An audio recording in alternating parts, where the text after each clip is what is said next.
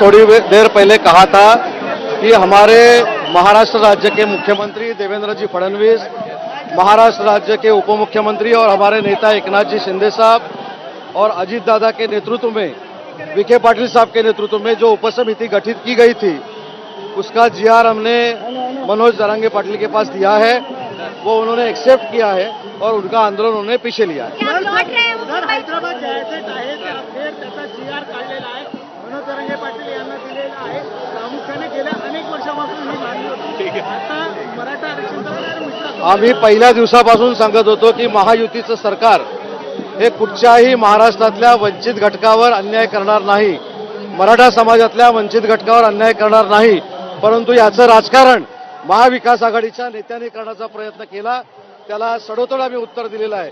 आणि दुसरी महत्त्वाची गोष्ट की महाराष्ट्राच्या बाकीच्या वंचित घटकावर अन्याय होणार नाही, ही देखील आमची जबाबदारी आहे।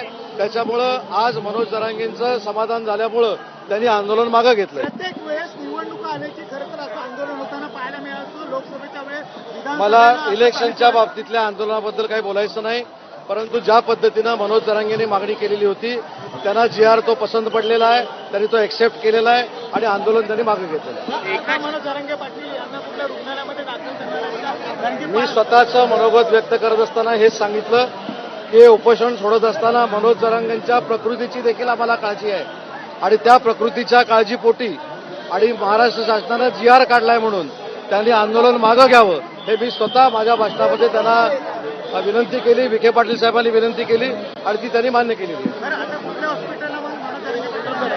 हा शेवटी त्यांचा वैयक्तिक विषय आहे, ते ज्या हॉस्पिटलमध्ये जातील त्या हॉस्पिटलला आम्ही 100% त्यांची विशेष काळजी घेण्याची सूचना करू आणि त्या पद्धतीनं सगळ्या आंदोलकांनी देखील मगासपासून केलेल्या पोलिसांच्या आव्हानाला देखील प्रतिसाद दिला, त्याबद्दल मी आंदोलकांना धन्यवाद देतो आणि माझ्या प्रशासनातल्या पोलिसांना देखील मी मनपूर्वक त्यांचं अभिनंदन करतो, त्यांना धन्यवाद देतो की महाराष्ट्र पोलीस कशा पद्धतीनं संयम बाळगून एखाद्या घटकाला हाताळतो, मुंबई पोलीस कसा हाताळतो हे जगानं या 4-5 दिवसामध्ये बघितलंय आणि म्हणून समस्त महाराष्ट्र पोलीस आणि मुंबई पोलिसांचे देखील मी मनपूर्वक कौतुक करतो। एकनाथ शिंदे यांच्याशी काही बोलणं झालंय का? प्रतिक्रिया शिंदे साहेब दर 10 मिनिटांना माझ्या संपर्कामध्ये होते, मुख्यमंत्री महोदय देखील आमच्या संपर्कामध्ये आहेत, अजितदादा देखील संपर्कामध्ये आहेत आणि मुख्यमंत्री आणि दोन्ही उपमुख्यमंत्र्यांमुळेच उपसमिती हे काम करू शकली।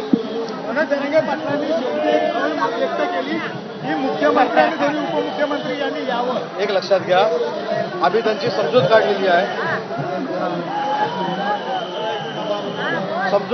कारण सगळे दौऱ्यावर आहे आणि अशा वेळी मुंबईमध्ये गणेशोत्सव देखील सुरू आहे आणि ते मनोजजींनी मान्य केलं। त्यांची भावना त्याच्या मागची काय होती की सरकारमधली आणि त्यांच्यामधली कटुता संपावी ही त्यांची चांगली मागणी होती, तरी देखील हे सगळे बाहेर असल्यामुळे येऊ शकले नाहीत, तरी त्यांनी आमच्या विनंतीला मान दिलेला आहे। सर, तर सध्याची आझाद मैदानावरची ही दृश्य आपण बघतोय। मनोज जरांगे पाटील यांनी उपोषण सोडल्याच्या नंतर आता ते रुग्णालयाच्या दिशेने रवाना होत आहेत। 5 दिवसांच्या नंतर त्यांनी हे उपोषण सोडलंय आणि गेल्या 2 ते 3